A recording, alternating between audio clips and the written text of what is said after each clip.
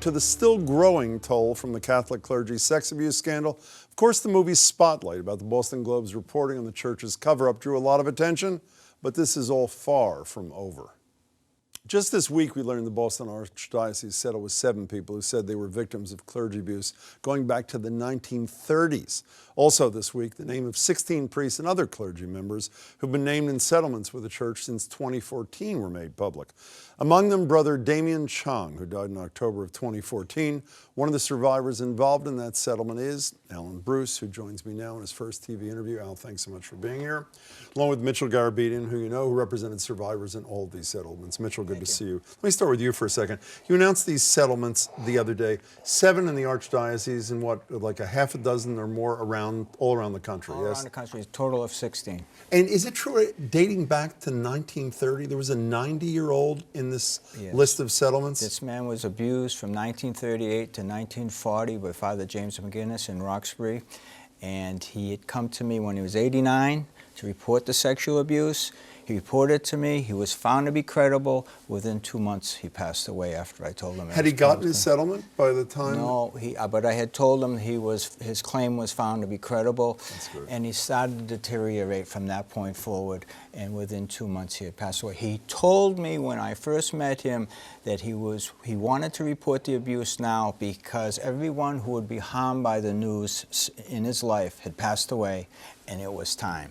In these cases, Mitchell, when you secure financial settlements for your clients like Al, we'll talk to Al in just a second, the church doesn't admit guilt, right? That's boilerplate. But you see it as admitting guilt, right? Explain what your analysis this is. In order for the church to pay a settlement, they conduct an investigation based on my investigation, my records, the interview of the victim, and they make a determination. And then they say, we find your client to be credible, this claim is substantiated, and we're going to pay you a settlement. Then they write a few lines in the release, which is boilerplate, just says, although we're paying you this money, we don't admit liability. So you didn't talk about, Al, good to meet you. You didn't talk about this for 30 years. That happened in Encino 30 years ago.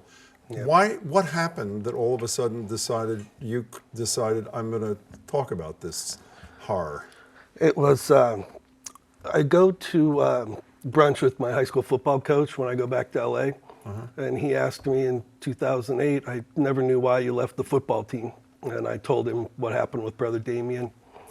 So then I got home, I Googled his name and found out that Brother Damien was living 12 miles away from me in Peabody. Doing what? He was working as a sacristan in a Catholic bookstore at the Peabody Mall. So was it your worry that he might do something to somebody else like that, or just the fact that he was just there and doing the job he was doing? What caused you to say that fact so near to me is going to cause me to come out with my story? I think it was a overbearing sense of guilt that I didn't do anything in the prior 28 years. You felt guilt? You felt guilt? I did. Why? You didn't do anything. I understand. The way I looked at it was that if I said something when I was younger, maybe he wouldn't have done what he did. What did it feel like when you called him and started the process? What does it feel like inside? It was horrible. It was horrible. It brought up a lot of old memories, a lot of nightmares, things that went on for years. I still go to therapy and take medication for the nightmares and the PTSD. But are you better now that you've disclosed this than you were before you did, do you think? I think I'm a lot better. When I found out where he was, I made a promise to God and to my wife that I just said, I'm going to say what I have to say, do as much as I can, and put it in God's hands, and God's hands led me to Mitchell. Peabody, is that where he was? Did you say? Not sure Mall. Under the unsupervised, there's a chapel in the mall. We were told that he was working in the chapel. Unsupervised, there are tons of children around. Who put him there? Archdiocese of Boston. Wait a second. The Archdiocese of Boston, after this, and there were some credible reports before Al that this Damien Chong had done things to kids, He right? was transferred across the country. Now, to work within the geographic boundaries of the Archdiocese of Boston, you need the Cardinal's permission. When I say you, I mean Brother Damien Chong Understood. or any other priest. So he had the permission of the Cardinal to work at the North Shore Mall. Is it reasonable to believe that the Cardinal would have knowledge of what went before, even if not each individual case, Of before he course placed it them? is. Wouldn't anyone ask, well, why is he coming from California? Why do you want him here? I mean, it's common sense. When you hear that a cardinal of the church decided, despite what you believe he knew, to place this guy in a situation where there'd be other children, what's your reaction to this, Al? It confirms what I suspected all along, that it stinks from the local parish, probably all the way to the Vatican. Hunter, you released the names of, you added to a list that 173 names of priests. What's the number? What's the number?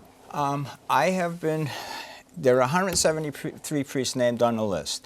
Claims of credible claims of sexual abuse against each priest have been found, anywhere from one person coming forward to approximately 150 for an individual for one priest. Father Gagan, Douglas Perlitz, 150. Gagan was like 145, whatever. Yeah. When you speak to survivors and they know that the name of the priest who has abused them in the past is out, does that provide any healing or positive feeling, just the fact that that man is exposed for the crimes he committed, even though he can never be convicted of them? I get two reactions. The first is, I'm not at fault. I saw the predator's name on your list. I want to do something about it. Thank you.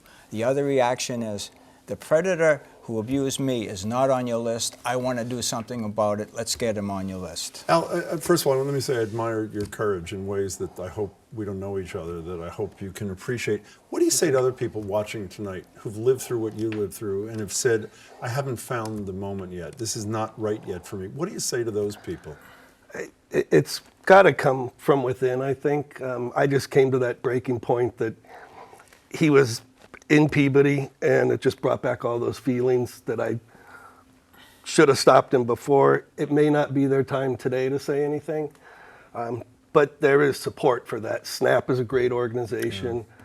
Survivors Network, yeah. There's a lot of resources that they can go to, and they're not alone. It's one of the most isolating feelings is when that's done to you by an entity that you respect and admire, and your entire family for generations has respected and admired.